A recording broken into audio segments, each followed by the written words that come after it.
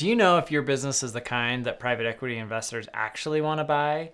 Or if you're thinking of starting a business, how do you structure one that's the most appealing to private equity investors?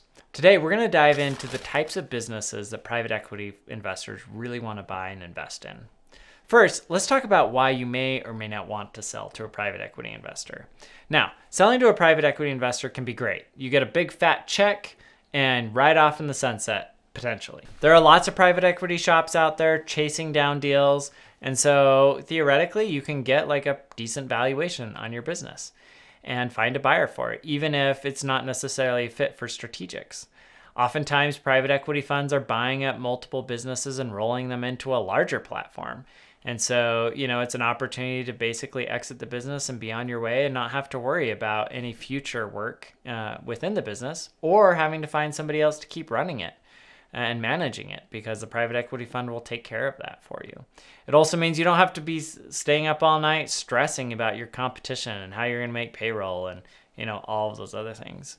But some things that, you may not like. A private equity fund buying your business means that you'll get a lump sum of cash, sure, but you'll miss out on future revenues and profits from the business.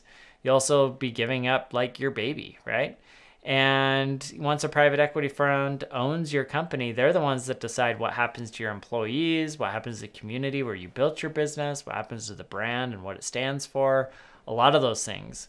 And, you may feel like you've done something really great in building this successful company that with a brand that stands for something, only to have a private equity fund come in, buy it, not really understand your business and end up destroying it and destroying your brand and reputation to a certain extent in the meantime. So there's some definite risks involved with selling your business. But assuming that you're okay with taking those risks, or you're still interested in selling and moving on with your life, and buying that house on the beach and calling it good, let's talk about how you can really successfully attract a private equity investor by crafting and creating a business that's really attractive to them. So in order to do that, we really got to understand the three ways in which private equity investors make money. And that is primarily through leverage, through margin improvement, and through multiples expansion. Now, let's talk about the first one, leverage. So the way private equity works, and the reason it works, is because private equity investors don't just come in and write an equity check for your whole business. They use debt to buy it. So just like if you bought a rental property, you're not going to use all of your own cash to buy the property. You're going to borrow some from the bank. And then you'll use the rental income to pay down the debt that you borrowed from the bank. Private equity funds operate very similarly. They'll come in and they will buy your company. So let's say you are going to sell your business for $100 million. The private equity fund is going to borrow as much as they possibly can in most cases to buy that business. That could be 60 to 70% of the overall business. So they'll come in and they'll borrow $60 to $70 million, and then they'll put up $30 to $40 million of their own cash to buy the company. The beauty of using leverage is, let's say that you buy that business for 70% debt and 30% equity, and the business is generating, $20 million of profits annually. Well, that means that you can pay off the debt in as little as like 3.5 years. Well, that's pretty compelling, because if you did nothing else as a private equity fund, you just bought it for $100 million, financed it with $70 million in debt, used $20 million every year to pay down that debt, and then in roughly 4 years, you've paid off the entire debt, and then you go and sell it to another private equity investor or strategic for another $100 million. So you're not even selling it for more than you bought it for. In that case, you'll have turned $30 million into $100 million in 4 years. That's a pretty good return. That's like 3x and a really good internal rate of return. So it can make a ton of sense for private equity investors to invest, because it can be super lucrative by using debt to finance those returns. So what that means is that as a company, you need to be able to support a lot of debt. And in order to do that, you need to have strong, steady, consistent cash flows. Cash flows that aren't dependent on just one customer. Cash flows that are pretty resilient throughout recessions. Ideally, cash flows that are tied to recurring revenue, where you've got contracts in place or you have very strong customer loyalty. And cash flows that are tied to big barriers that keep others from coming in and encroaching on your business. If you can do that and you can demonstrate to investors that you've got really strong cash flows, they will be like over the moon excited to invest in your business because they will know that they can borrow a lot of money from the banks and really drive up a huge return based on the leverage that they can get on the business. Now, the next way that they make money is through margin improvement.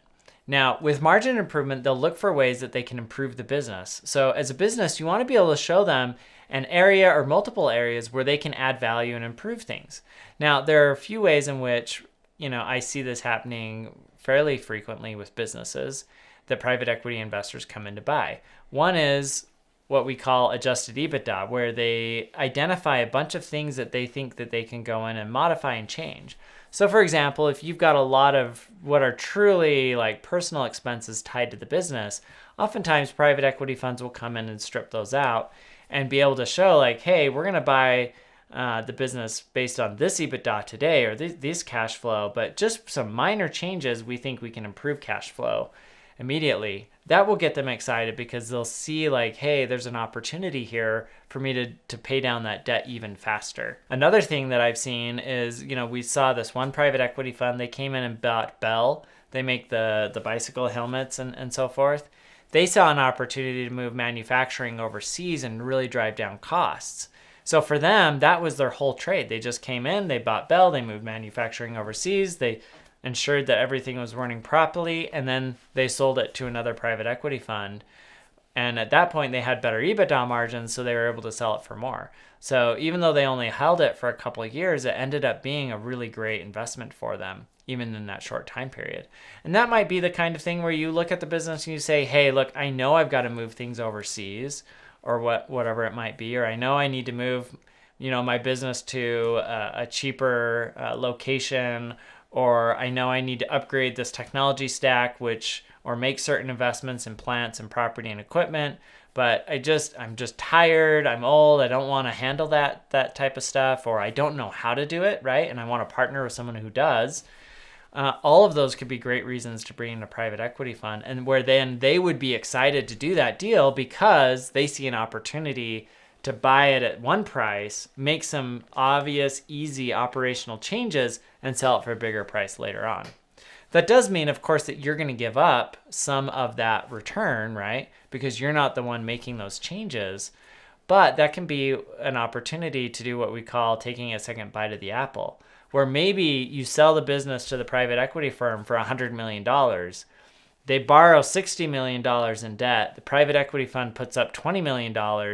And then you roll $20 million of your ownership in the company, so that at the end of the day, the private equity fund cuts you a check for $100 million, and then you immediately give them back $20 million to own 20% of the business. And then the private equity fund goes to work to move operations overseas, and by doing so, maybe they grow the business now to be worth $150 million. And then you get to cash out $30 million. So you made $10 million by letting the private equity fund do the heavy lifting of actually making that transition happen. So, there are some ways that you can still capture some of that upside without having to do it yourself, while simultaneously demonstrating to the private equity investors that like, hey, there's a big opportunity here. If you're willing to roll up your sleeves and leverage your expertise, you could generate like a great return. The last one I want to talk about is called multiple expansion. So this is very similar to margin improvement, and oftentimes they're tied together. But basically, is there a way that they can increase the value of the business by improving revenue growth, or the quality of revenue, or customer diversification, or improve operations, or what have you? And so, oftentimes what I'll see is a private equity fund will come in and they'll be like, hey, here we've got this really great business. It's a really great platform. It's doing really well in like the Southeast, but we don't see any reason why this couldn't be a dominant player up and down the East Coast. And so they'll come in and they'll buy that one company, and then they'll look to bolt on additional companies. And as that company gets bigger and bigger and bigger and acquires more market share, then it becomes more valuable simply because it's bigger and less likely to fail. And they get what's called multiples expansion, where basically the business is worth more because either it's more stable, it's got better revenues, it's got better cash flows and profits, it's growing faster, whatever it might be, it just is inherently worth more for each dollar of revenue that the business or each dollar of profit that the business is generating. For example, if I take a business that only has one customer, those profits aren't super strong. But if I can buy it for cheap, and then I could bolt it on to this larger business where that one customer now becomes one of thousands of customers, then all of a sudden I've taken that profit and I've kind of diluted it and made it stronger across the board.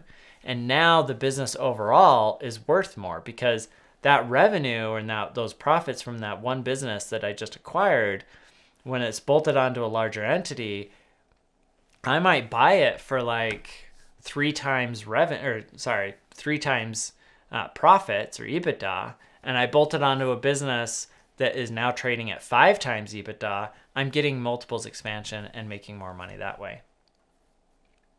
So as you think about like what kinds of businesses fit within that framework where they have strong cash flows and opportunities for improvement, usually they fall into one of the following buckets. Sometimes it's services, it could be industrial services, it could be healthcare services, it could be consumer services.